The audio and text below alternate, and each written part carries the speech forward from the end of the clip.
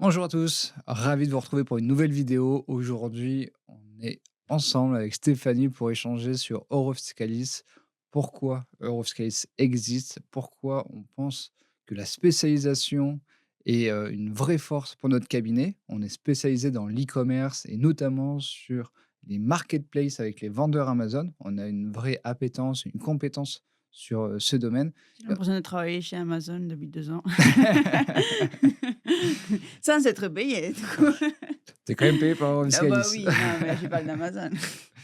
Et le but du coup, c'est d'apporter le maximum de valeur à aux personnes qui nous écoutent pour leur donner un peu tous les tips et pourquoi ils devraient faire le choix d'Eurofiscalis. Alors ça va être un peu commercial bien entendu, mais c'est pour vous donner un peu, voilà, l'envers du décor, pour vous expliquer qui on est et quelle est la différence entre un cabinet généraliste et un cabinet spécialisé, dans l'e-commerce et dans Amazon. Et je dirais même de comprendre, qu'est-ce qu'on fait de différent, en fait. Parce que c'est vrai que, bah, souvent on nous dit: «Bah, vous faites classique, bilan contre résultat». Oui, oui, on fait classique, mais on va au-delà de ça. Donc, il y a des points de surveillance, des points de contrôle, il va y avoir les traitements de vente Amazon, mais aussi d'autres marketplaces, en fait, hein, qu'on va devoir intégrer, traduire un compta et cetera. Donc, c'est ça qui fait notre différenciation par rapport au cabinet classique. Donc, oui, effectivement, on apporte les services de base, c'est-à-dire la présentation des comptes, ce qui est obligatoire. Mais au-delà de ça, on va chercher plus loin. Donc et on va pouvoir s'adapter, à la réglementation et aux activités de nos e-commerçants. Pour présenter rapidement Stéphanie, du coup, donc c'est notre chef de mission, celle qui, voilà, qui gère entièrement le cabinet avec, l'expert comptable Denis Salomon. On met en avant Stéphanie parce que c'est une bonne communicante et elle connaît très bien le sujet. On fera d'ailleurs une vidéo aussi avec Denis s'il le Ouais. souhaite, même si on sait qu'il aime moins être devant la caméra, mais on essaiera un peu de le forcer. Est-ce que tu veux présenter un peu Euroscalis et aujourd'hui, voilà, qu'est-ce qu'on fait, concrètement et quel type de client on a? Oui, alors Eurofiscalis. Donc, Eurofiscalis Accounting, donc la partie, enfin, expertise comptable d'Eurofiscalis, elle a été créée, il y a plus de 2 ans, hein, 2 ans et demi. Et les buts, de cette création, c'était d'apporter aux e-commerçants, ce qui leur «manquait» entre guillemets.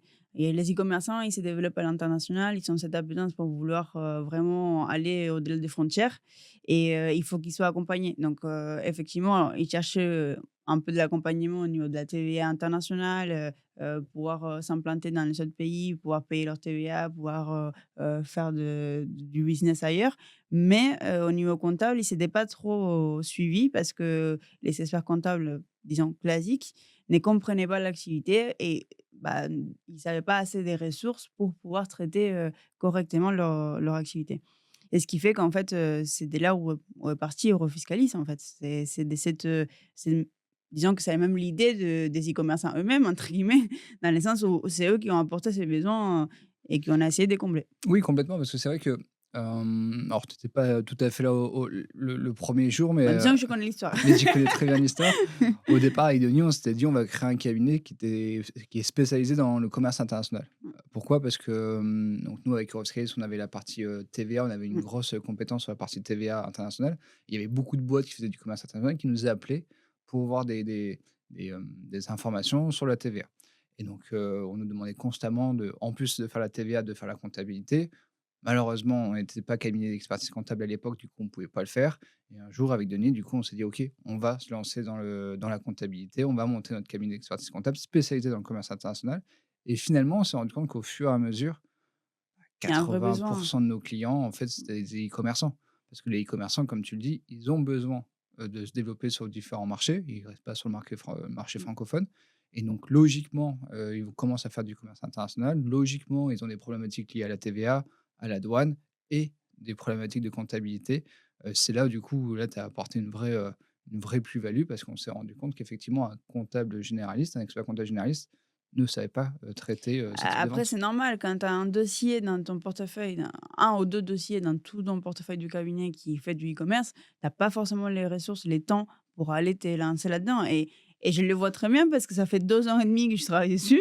Donc je sais très bien que c'est du boulot, il faut comprendre, il faut mettre en place des process et cetera. Donc tout ça pour un seul client, je peux comprendre les cabinets classiques, en fait, Ça vaut pas le coup. ça vaut pas le coup. Ah, ça vaut pas le Et coup. donc, ce qui fait que parfois, il y en a même des clients qu'on récupère, que c'est le même cabinet qui a été honnête et a dit: «Écoute, je peux pas, enfin, Ça arrive j'arrive souvent pas ça à d'ailleurs, suivre». hein. Ouais, ça arrive Et souvent, oui, ouais. ça arrive souvent parce qu'ils sont après les experts comptables, ils sont quand même à une prise de recul aussi. Ils doivent être, conscients de ce qu'ils savent ou savent pas faire parce qu'il faut qu'ils aient l'aspect compétence du dossier. Donc il faut qu'ils aient les compétences pour pouvoir traiter le dossier.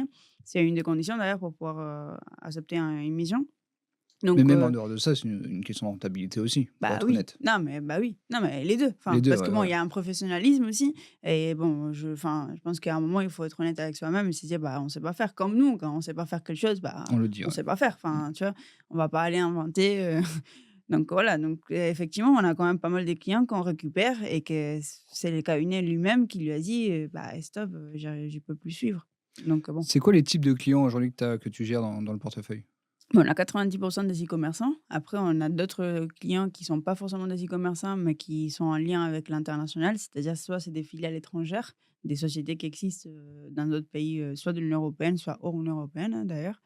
Et ça va être un petit peu ceux qui sont un petit peu hors e-commerçants, mais ça touche le commerce international, ça touche les transfrontaliers, donc c'est un petit peu notre cible, en fait. Ouais, complètement. Mmh. Et là, on prend un e-commerçant, c'est quoi l'e-commerçant, typique que tu as, dans le cabinet, Qu'est-ce qu'il fait, Bah, là, en moyenne, ils font à peu près 2 millions de chiffres et dans ce qu'ils font, ça dépend, c'est très varié, donc ils vendent, c'est très différent ce qu'ils vendent de l'un à l'autre, les services qu'ils proposent, mais bah, la plupart sont sur Amazon, mais après, il y a beaucoup d'autres marketplaces et même on en découvre d'autres certaines fois, ou qui sont bien, quoi, enfin. Tu as un peu des noms un peu à nous citer? Bah, oui, oui. Alors, il y a Amazon, connu, c'est Discount, Fnac, eBay, tout ça. Ben bon, ça, c'est les classiques. Après, sinon, tu as ton propre site internet qui peut être géré par différents back office, comme Wissishop. Wissishop, c'est un gros mastodonte du monde du e-commerce. En gros, tu peux gérer plusieurs sites internet sur une même interface, et ce qui fait qu'en fait, ça te fait quand même une grosse, grosse gestion complète de tes sites. Après, vous savez, on a aussi tout ce qui est Miracle, qui est lié à toutes les marketplaces comme ADO, Leroy Merlin, But, hem toutes les petites, enfin, ça va être plutôt quand tu vends des choses liées au bâtiment, ou à Mano l'ameublement, Mano, etc., Mano Mano.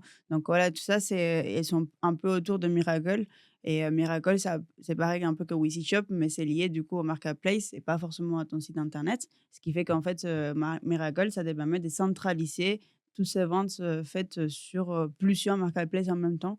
Il y a une liste, hein, et c'est limité quand même, c'est exhaustif, mais ça te permet de gérer tout ça. Après ensuite tu as enfin c'est Discount, bah, eBay, Amazon, après on a pas mal qu'est-ce qu'on aussi a d'autre? de Back CMS avec Market. des Shopify, Oui, PrestaShop, Shopify, PrestaShop. WooCommerce. Oui, ça c'est aussi, un peu la partie, c'est la gestion des sites internet. Après ce qu'on observe aussi, c'est que la plupart de ceux qui sont sur Amazon, ceux qui démarrent en fait, ils ne sont pas forcément sur leur site internet. Ils Mmh. démarrent sur Amazon, sur un marketplace parce que c'est plus facile, je pense. C'est déjà la gestion, ils ont déjà une visibilité des suites, il y a une gestion de stock qui est gérée déjà plus ou moins, commandes et cetera, donc c'est plus facile, et puis après au fur et à mesure qu'ils se développent, plus tu vois qu'ils ont du temps, enfin, passé, à faire ce métier, bah, plus tu vois que, bah, du coup, ils vont s'implanter aussi, ils vont avoir un site internet, et cetera et cetera. En fonction des activités, encore une fois, parce qu'il y a des choses que tu vends, tu as pas forcément besoin, mais on voit qu'avec les temps, en fait, c'est avec les ressources aussi, tu vois, je pense. Oui, après c'est vrai qu'on voit souvent 2 types. Tu as ceux qui vendent sur Amazon et ils ont pas forcément de marque, forte ou quoi, mais ils vendent, ils trouvent des produits, ils les vendent sur Amazon Mais ou souvent sinon on a ceux qui ont des marques, qui ont leur site internet et après ils vont aussi sur Amazon pour avoir un autre canal de exactement, on distribution. a les 2 cas de figure, mais les premiers que tu parlais, qui sont pas des marques, souvent, c'est parce qu'ils vendent un peu de tout. Donc c'est-à-dire qu'ils se sont pas basés sur un type de produit ou sur une gamme spécifique, et ils sont un peu très, très multi-canaux, multi-produits, donc ce qui fait que je pense que c'est difficile de développer une marque pour eux, dans le sens où c'est assez varié, en fait, et ils sont pas investis là-dedans, et surtout que ça leur permet de pouvoir changer des mains, de type de produit, s'ils le veulent, sans que ça soit bloqué par leur marque. Donc je pense que ça dépend de ces stratégies des e-commerçants, effectivement, mais bon, du coup, on a retrouvé un peu les 2 cas de figure, quoi. Là, quelles sont les problématiques que tu vois au quotidien avec tes clients? Ouais, les points de douleur vraiment qu'un e-commerçant peut avoir et qu'est-ce que du coup on a réussi à mettre en place dans le cabinet pour essayer de trouver des solutions à chaque point de douleur, à chaque problématique, qu'un e-commerçant peut rencontrer? Alors, des points de douleur, enfin, disons que les e-commerçants sont atypiques par rapport à leur forme des commerces, entre guillemets, parce que c'est en ligne, c'est un peu nouveau, etc. Mais en vrai, c'est des vraies entreprises comme les autres, entre guillemets. Donc, c'est-à-dire qu'il y a quand même des points communs avec les autres. Donc, la trésorerie, par exemple. Effectivement, la trésorerie, c'est important parce que, exemple, tu vends sur Amazon. Donc, tu vas avoir besoin de commander ton stock pour pouvoir lui envoyer à Amazon. Parce que si tu l'envoies pas, enfin, bon, dans les cas où on t'a FBA, c'est eux qui gèrent et cetera, mais bon, c'est la plupart du temps, c'est ça. Donc ce qui fait qu'il te faut quand même de l'argent pour acheter ton stock en avance parce que tu as pas encore été payé par tes clients, tu as pas encore été payé par Amazon.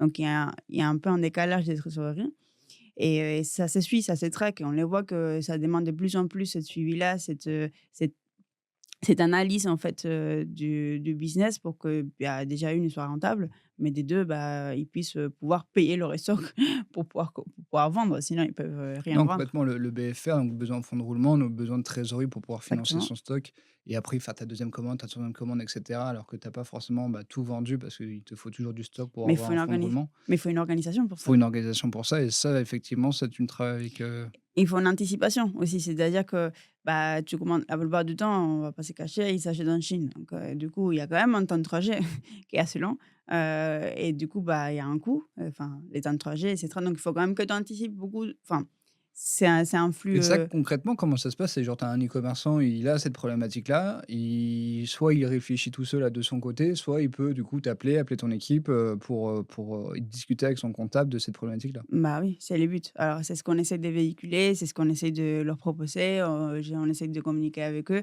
Le but, c'est de vraiment créer un lien de confiance entre les e-commerçants, donc notre client et notre collaborateur qui va être en face, pour que, bah, il y ait cette entraide, cette demande, cet intérêt en fait, de l'activité du client. Parce qu'au-delà des problématiques liées à la trésorerie, on peut avoir plein d'autres problématiques dans la vie d'une entreprise et si tu as pas cette relation de confiance, tu vas pas forcément penser à nous demander alors qu'on peut t'aider. Donc on tu vois, Non, ça ça, c'est vrai qu'on met beaucoup en avant le fait qu'il faut appeler son comptable, il faut que le comptable devienne son meilleur ami.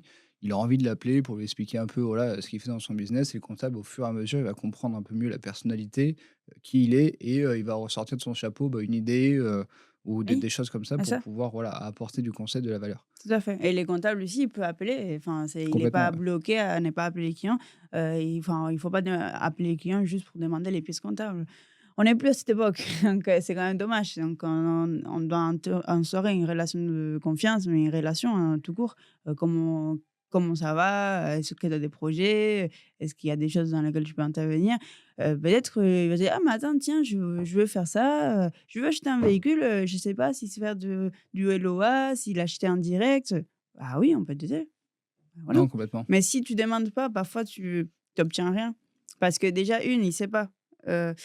On n'a pas quand tu vas dans un restaurant, tu as un menu, tu as une carte, d'accord? Tu sais ce qu'il sait faire ou ce qu'il sait pas faire, le restaurateur. Donc tu vas choisir dans ta carte et puis voilà ça. Tu sais que les restes, tu vas pas demander, ça sert à rien.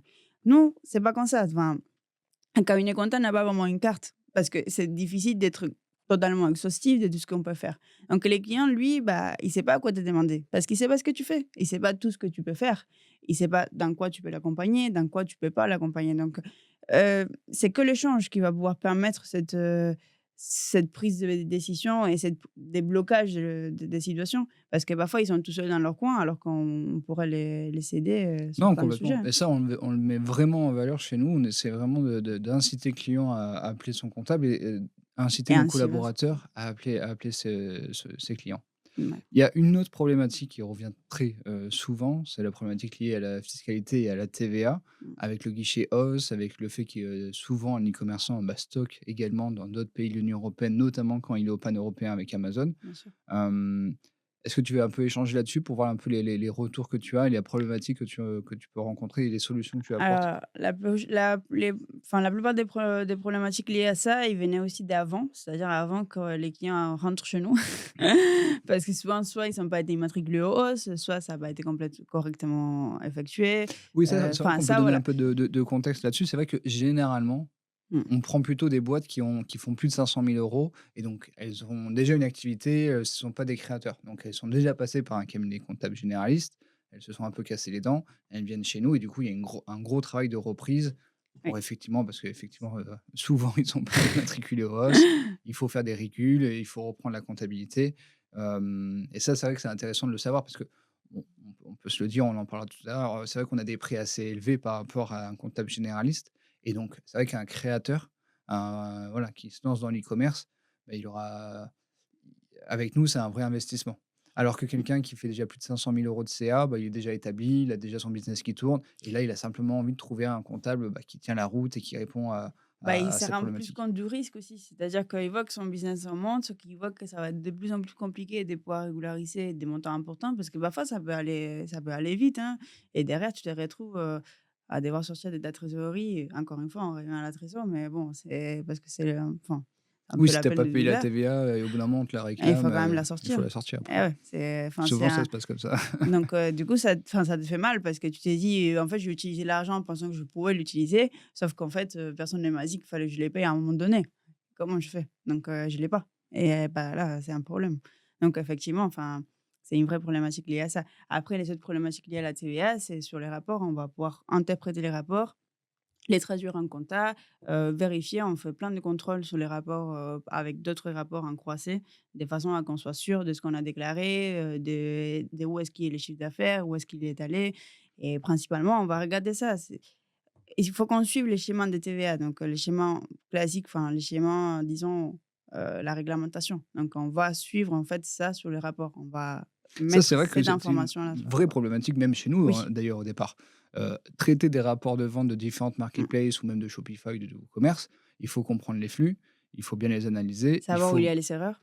faut voir où il y a Parce les que erreurs parce parfois, il qu'il y y a en des a des erreurs. erreurs et du coup, si tu sais pas où ils sont et ben tu t'es fait avoir. Parce que du coup, bah, voilà, tu les rates, tout Surtout simplement. surtout qu'on utilise Pennyline qui est un logiciel de comptabilité, Mmh, hyper moderne, où il y a des intégrateurs, où on peut intégrer du coup avec Shopify et cetera et en fait, on se rend compte que mmh, il y a ça marche beaucoup pas. d'erreurs et que ça marche pas. Mais même nous, on essaye du coup on a essayé de gérer ces rapports en automatique et c'est pas possible. On a dû créer en fait un outil en interne pour pouvoir le faire et même avec un outil, il faut que, bah, le Il y a comptable un derrière, contrôle, il fasse ouais, un gros parce que contrôle. déjà, il y a des marketplaces, qui enfin, il y a des par exemple, PrestaShop, Shopify, parfois tu dois sortir 2 rapports pour pouvoir avoir l'information complète. Parce qu'il y a sur un rapport, il va te manquer une info et sur l'autre, il va te manquer une info. Donc il te faut les 2 pour que ce soit complet. Donc déjà ça, c'est un peu problématique parce que les 2 rapports, ils ont pas forcément les mêmes dates. C'est-à-dire, ils sont pas basés sur les mêmes dates d'achat et enfin des ventes, tu vois? Il y en a un qui va dépendre la date d'exigibilité ou la date de livraison, l'autre il va La dépendre date la de date commande, d'envoi ou la date de ouais. commande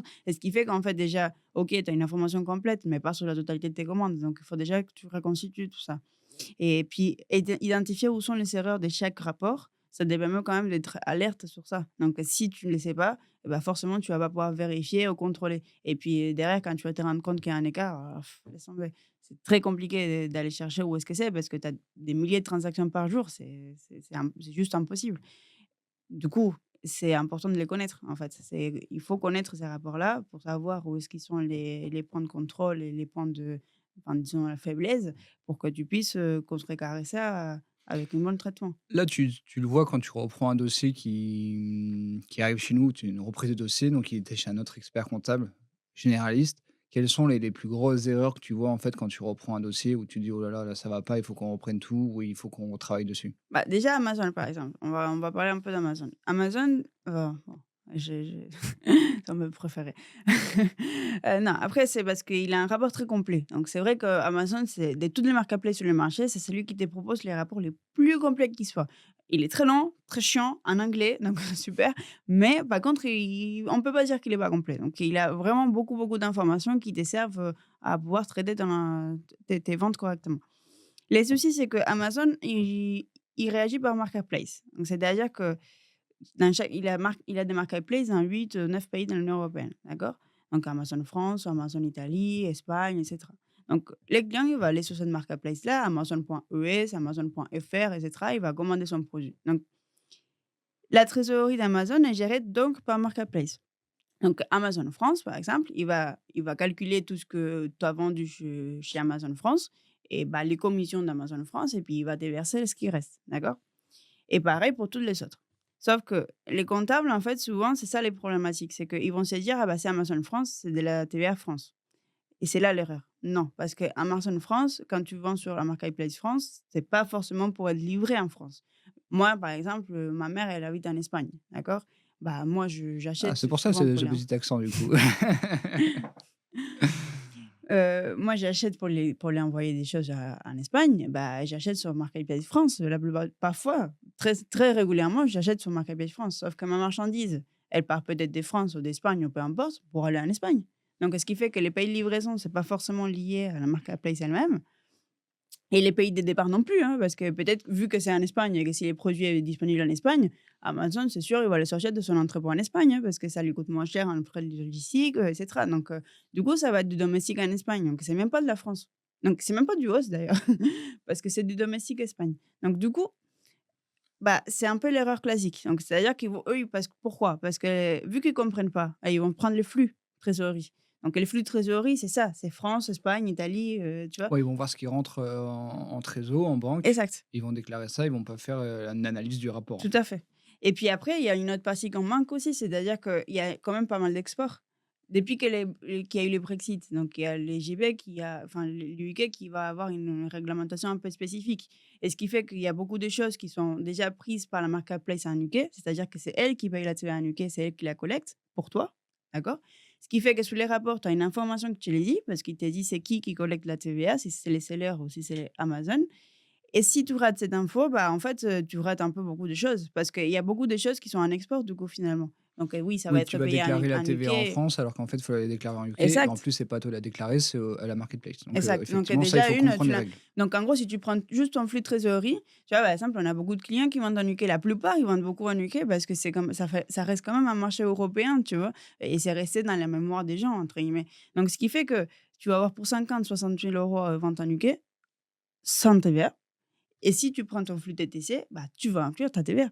Donc, ce qui fait que c'est pas juste, en fait. Ouais, complètement. Je sais qu'aussi, des fois, il y avait des problématiques au niveau des devises où, souvent tout était déclaré en euros alors Ça que sur les rapports, il y ah avait des oui, devises étrangères. exactement. Les SEC, on a 11 points d'écart avec les SEC. Donc, Ce qui est énorme, ouais. c'est énorme. Donc ça et bah, là, justement, on a repris un dossier, qui, heu, qui a déclaré aux hausse et bah, il a déclaré 11 000 € aux hausses de TVA pour la Suède. Sauf qu'en fait, c'était pas 11 000, c'est 1 000 parce que c'était, tu vois? Et Donc, ce qui fait que et ça aussi, erreur classique, les hausses, ça concerne la France aussi. Donc, ils les font pas. Déjà pour ceux qui font les hausses, hein, c'est très bien déjà, tu te dis: «Oh là, bravo!» Mais déjà ceux qui font les hausses, ils vont pas déclarer les hausses France, alors que ça fait partie aussi du hausse. Ça part d'Espagne pour venir en France vers un particulier, c'est du hausse non, et on est c'est d'accord. du hausse français. C'est-à-dire que quand on va faire les hausses, ah ben, on nous pose la question d'où ça part et si ça part d'un autre État membre que la France, bah, on va nous demander dans quel autre État membre ça va arriver. Eh bah, il y a France dans Ça, je tout suis ça. d'accord avec toi. C'est vrai que, Ça, on le beaucoup voit de pas. personnes ne sont pas formées sur comment Ah déclarer le oui, hausse. On pense que c'est facile et finalement, quand on est vendeur Amazon, donc on a des stocks un peu partout, le hausse est un peu plus complexe et il faut être formé sur le sujet, sinon c'est sûr que tu fais des erreurs ah oui, et que tu te fais rattraper. ah oui. OK, donc ça aussi, c'est hyper intéressant. Il y avait aussi une autre problématique qui arrivait souvent, c'était au niveau des plateformes de paiement. Donc il y a PayPal, Stripe, Shopify Payments, il y en a plein. Alma, Molly, il y en a plein, quoi.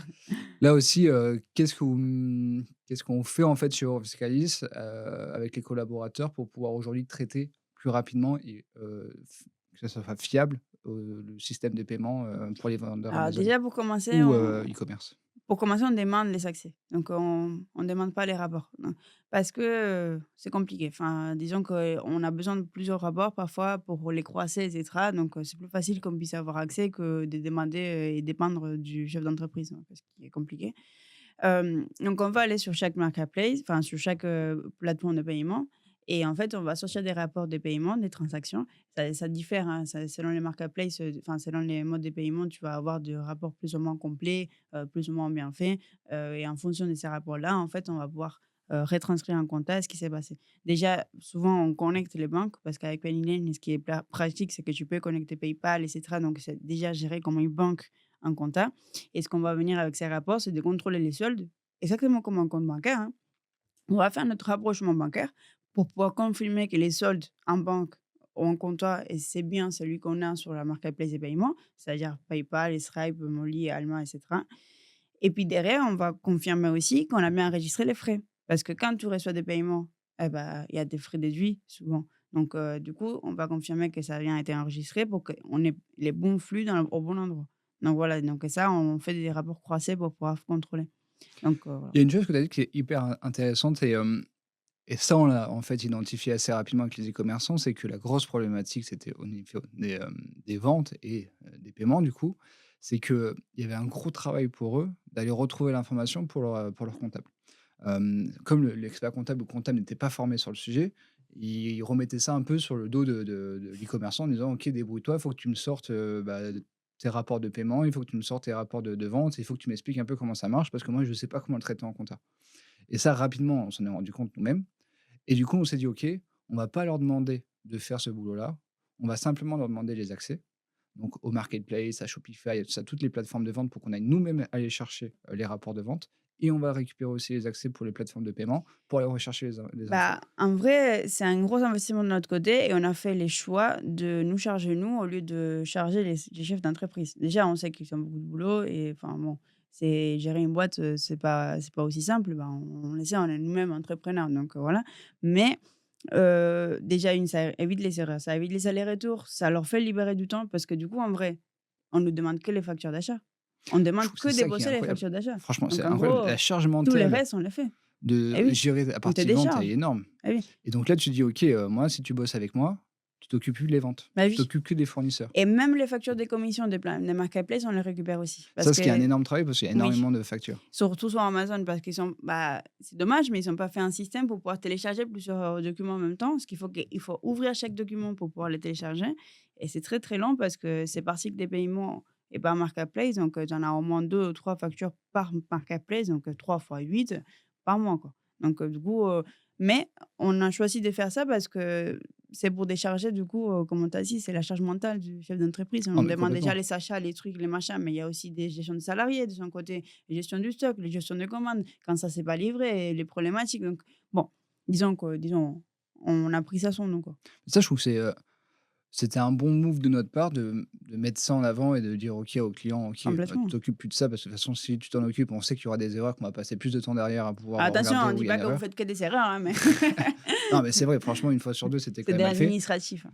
Voilà, c'est beaucoup d'administratif. On s'est dit: «OK, on va gérer nous» et du coup, ça apporte beaucoup de valeur à notre service, en fait. Mmh. Parce que là, du coup, on lui dit: «OK, tu t'en occupes plus, on s'en occupe pour toi». Et ça aussi, enfin, ça fait partie aussi de notre prix. C'est-à-dire que oui, on est plus cher, mais attends, on te libère du temps. Ah oui, mais ça, Les c'est, temps, c'est de l'argent. ah mais Donc, complètement. ce qui fait qu'en fait, Je trouve que c'est ça incomparable. justifie aussi un petit peu Ouais, ouais. Quand nos tu prix. compares le service qu'on propose pour un e-commerçant versus un autre expert comptable qui est généraliste, qui fait pas de l'e-commerçant et qui en a 1 ou 2, tu vois? Qui va pas comprendre tout ce qu'il faut faire. Mmh. OK, on est peut-être beaucoup plus cher, mais bon, ça a rien à voir en termes de service, dû également au fait qu'on va pouvoir nous-mêmes traiter en autonomie, les ventes et les Ah, paiements. une autre problématique très souvent, qu'on observe, c'est que, tu sais, quand tu adhères au point UE d'Amazon, donc tu peux stocker dans les 7 pays, qu'Amazon te propose. Sauf que parfois, tu ne veux pas stocker. Donc tu retires ton stock de ces pays-là. Sauf qu'Amazon, vu que tu as signé ton document, ton «contrat» entre guillemets, bah, de temps en temps, il t'envoie quand même du stock là où tu as pas de numéro de TVA. Donc on reprend les bases. Quand tu stockes dans un pays, tu dois avoir un numéro de TVA dans ces pays-là et tu dois faire des déclarations de TVA dans ces pays-là. Bon, tu es bien au courant. Ce qui fait que Amazon, quand tu lui dis, par exemple, je lui dis à Amazon, «Bon, retire mon stock d'Italie, j'ai plus de numéro de TVA en Italie, je ferme». Mais 6 mois après, tu vas avoir du stock qui va en Italie et il y a du départ d'Italie pour aller dans un autre État membre de l'Union européenne ou même Italie, donc domestique. Donc ça, Et normalement, tu ça, on l'as les déclaré sur ton numéro de TVA italien. exact. Sauf que tu as plus de numéro de TVA italien. À la base, Amazon n'aurait pas dû faire ça, mais c'est automatique parce que c'est des gestions, à automatiser. Ce qui fait qu'en fait, ça, on surveille aussi sur les rapports. C'est là, plusieurs clients, on les a alertés: «Attention, il y a du départ Pologne, du départ Espagne, du départ Italie, alors que vous savez pas de numéro de TVA, vous savez fermer ces entrepôts-là». Donc ce qui fait qu'en fait, eux, ils ont les temps de se retourner aussi contre Amazon rapidement. Parce que sinon, ça peut durer des mois, des mois, des mois et au bout d'un moment, Amazon, il se rend compte que tu as pas de numéro et il te bloque. Ouais. Donc ça veut dire que tu es complètement bloqué des ventes dans les pays. Donc c'est quand même dommage parce que du coup, toi, tu perds du chiffre d'affaires pendant ce temps-là de déblocage et puis derrière, ça te crée une vraie problématique CVA et fiscale. Donc du coup, Ça aussi, on essaye d'anticiper. Dès qu'on voit qu'il y a un pays de départ sur lequel, il y a pas de numéro de TVA, on envoie un mail au client: «Attention, on a vu ça, ça, ça, ça. Faites attention, voyez avec Amazon, blablabli, blablabla». Au moins, ça permet d'alerter. Bon, là, on a bien compris comme les problématiques qu'un e-commerçant peut rencontrer et ce que tu proposes. J'aimerais que tu nous parles un peu sur la gestion du cabinet, comment tu gères tes collabs, est-ce qu'il y a des formations un peu, voilà, expliquer un peu ce que tu fais au quotidien pour pouvoir être, voilà, on dit qu'on est spécialisé dans, l'e-commerce, mais qu'est-ce qu'on fait vraiment, pour, qu'en interne on ait, cette expertise? Ça aussi, ça nous différencie un petit peu des cabinets classiques. C'est-à-dire qu'en cabinet classique, tu embauches un collab, demain, il est sur les dossiers, il a son portefeuille et c'est tout. Voilà. Là, tu l'as fait, tu lui as expliqué les outils que tu utilises, blablabla, et bim, c'est bon, il est prêt, en fait. Parce que bah, un collab, en général, est prêt à traiter plusieurs types de dossiers, etc. Chez nous, c'est différent parce qu'on a la problématique e-commerce, mais il faut que tu sois formé. Encore une fois, on ne va pas faire la même faute que font les cabinets généralistes, duquel les clients est parti. Parce que sinon, on retombe dans le même. On ne propose rien de mieux, donc c'est pas les buts. Donc, pour pouvoir proposer ce service-là, il faut de la formation, beaucoup de formation. Donc, déjà chez nous, un collab quand il arrive, pendant une semaine, il est en formation avec moi. Donc, il est en formation TVA, il est en formation e-commerce, mais il a aussi en formation outils, en formation rapport, comment traiter les rapports, comment les intégrer, comment les contrôler, et cetera. Après, au bout d'une semaine, on commence à travailler sur les dossiers. C'est sûr que pendant une semaine, on travaille bien sûr sur les dossiers parce que c'est comme ça que tu apprends le mieux, mais tu es pas autonome, on te donne pas encore les rênes. Au bout d'une semaine ou 2, là, tu commences vraiment à prendre les coups, mais il faut savoir qu'il te faut 3 ou 4 mois pour pouvoir être totalement autonome. C'est un peu comme les périodes fiscales, on dit: «Il te faut 3 4 périodes fiscales pour être, serein». Ah là, c'est pareil, il te faut au moins 4 mois pour être, serein, et que tu aies fait plusieurs fois tes rapports, que tu aies intégré plusieurs fois tes ventes, que tu aies fait plusieurs fois tes contrôles de paiement, des ci, des là, donc tout ça, c'est du temps. Donc voilà, parce que c'est pas juste la formation TVA, tu vois? Il y a la formation TVA, e-commerce, donc ça, oui, mais après toute la partie, tout ce qu'on a développé en fait, c'est comment on traite les rapports, comment on les intègre, comment on contrôle, comment ci, machin, machin. Non, Et tous complètement. les ans, on refait l'opération, parce qu'on refait des formations tous les ans pour remettre à jour les données sur la Ouais, ça, c'est TVA, et intéressant ce que cetera. tu dis parce que je trouve aussi que, la problématique qu'on avait, effectivement, c'est que quand on embauchait un collaborateur comptable, bah, il venait d'un cabinet généraliste. Donc il Voilà. était pas du tout formé sur Enfin, on ne l'e-commerce. trouve pas de e-commerce, hein. C'est impossible de trouver un mec qui est déjà spécialisé sur l'e-commerce Voilà.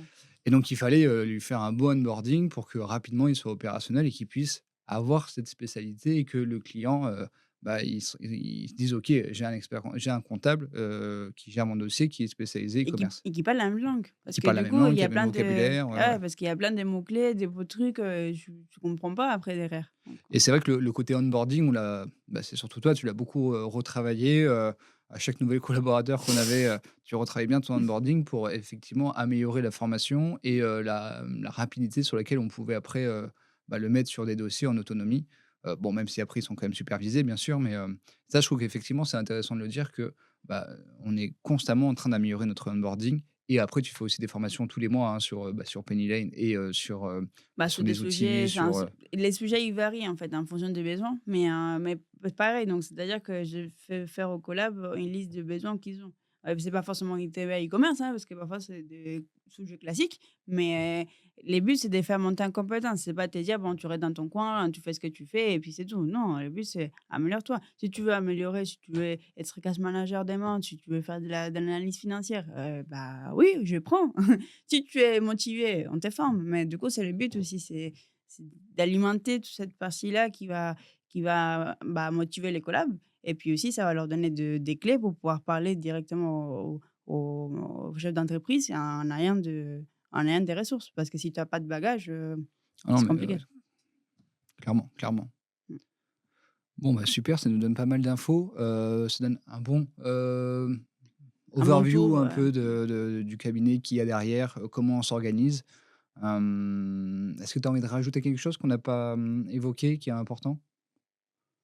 Non, pas forcément. Là, je pense qu'on a fait quand même un bon tour du sujet. Et ce qu'on fait chez nous, de comment on traite les clients, qui est derrière le dossier, heu, comment on fonctionne, quoi. En tout cas, c'était les buts, de l'échange. Ouais, je vais juste rajouter une chose, souvent on nous pose la question aussi, donc c'est vrai qu'on dit qu'on est spécialisé dans l'e-commerce, on prend que des e-commerçants et c'est vrai que c'est là-dessus qu'on communique. Mais c'est vrai qu'un e-commerçant souvent il est multi-entrepreneur Oui, bien et sûr. donc il a, parfois, d'autres boîtes et donc ça on le fait également, quand on a un client, donc on va l'accompagner sur la partie e-commerce bien sûr parce que c'est pour ça qu'il nous contacte. Mais après s'il a une holding, une SCI, si, il ouvre un restaurant parce qu'il a un copain qui, il va être associé dans un restaurant, des choses comme ça, on va aussi le faire. Bien C'est sûr. vrai que on la comptabilité, après, ça reste de la comptabilité, donc on peut faire, tous les métiers. Mmh. Il y a juste des certains secteurs sur lesquels on va pas se lancer, où on sera honnête en disant: «OK, qu'on n'a pas vraiment de valeur ajoutée par rapport à peut-être d'autres». Notamment, je sais pas si, demain, on a un entrepreneur qui nous dit: «Je veux monter une start-up, je veux faire des levées de fonds». Bon, on n'a pas forcément, Non, en interne les compétences pour le faire, parce que, bah, voilà, encore une fois, les collaborateurs ou les outils qu'on a mis en place, bah, c'est ils sont pas pas dédié adaptés, à ça, ouais, voilà. Nous, c'est vraiment dédié au commerce international et à l'e-commerçant. Mais par contre, pour voilà, des des boîtes business classiques, ouais. classiques, ça, on peut le faire, sans problème et donc un e-commerçant qui est multi-entrepreneur, on va pouvoir Mmh. gérer, toutes ces boîtes et finalement, c'est ce qui arrive assez régulièrement. Oui, oui, après c'est sûr parce qu'après c'est plus facile d'avoir tout au même endroit, au niveau de la gestion, mais aussi de la réciprocité parce qu'on va devoir quand même, faire de l'interconnexion entre boîtes et ce qui fait que ça soit plus facile que ce soit une seule personne qui les fasse, qu'il y en ait, une multitude d'experts comptables dessus. Donc forcément. Mais c'est ce que j'ai dit ça au début, tu vois? On se voit comme un cabinet classique plus, plus, tu vois? Parce qu'effectivement, on fait ce qui fait un cabinet classique aussi, c'est-à-dire, on gère tous les autres types des boîtes, on sait gérer tous les autres types des boîtes, On on fait sait faire du des montages, juridique, on on sait fait, faire du juridique, du on sait faire social. du social, on fait tout ça. On a des pôles, pour ça aussi, donc on essaye enfin, justement de se spécialiser dans chaque pôle parce que c'est des vrais métiers, hein. Il faut pas croire, hein, social, oui, d'accord, on est, en tant qu'expert comptable, souvent on est formé en social et cetera, mais c'est un métier à part entière, tu vois? Donc il faut vraiment quelqu'un qui soit calé dessus. Juridique, c'est pareil, on sait faire du juridique, ouais, mais c'est un métier quand même à part entière, donc il faut aussi quelqu'un qui soit bien dans ces domaines-là pour qu'on puisse, donner les meilleurs services, donc ça, c'est sûr. Mais donc on fait quand même tout ce qui fait en général les autres cabinets. C'est juste que notre vrai plus, c'est qu'on a un système, mis en place pour pouvoir répondre aux besoins d'un type de clientèle, donc les e-commerçants et commerce international. Avec les points d'attention, avec les conseils, avec, les traitements et cetera. Donc c'est ça notre vrai plus. En tout cas, on peut se voir comme un cabinet classique plus, plus, hein, je sais pas. Non, je suis C'est un d'accord, peu, voilà quoi. c'est vrai et un autre élément pour terminer aussi, souvent, donc nous, on est basé à Sophia Antipolis, c'est dans le sud de la France, à côté de Nice. Mais finalement, on se rend compte qu'on a très peu de clients, près de chez nous, Oui. On en a quelques-uns qui sont sur Nice, mais voilà, ils sont un peu partout en France, même partout dans le monde, parce qu'on a pas mal de filiales aussi qu'on a créées en France, mais les sociétés mères sont à l'étranger. Aujourd'hui, c'est ça le gros avantage, c'est qu'on n'a plus besoin d'aller avec sa boîte à chaussures, déposer, tous les documents auprès de son expert comptable, on peut le faire en ligne.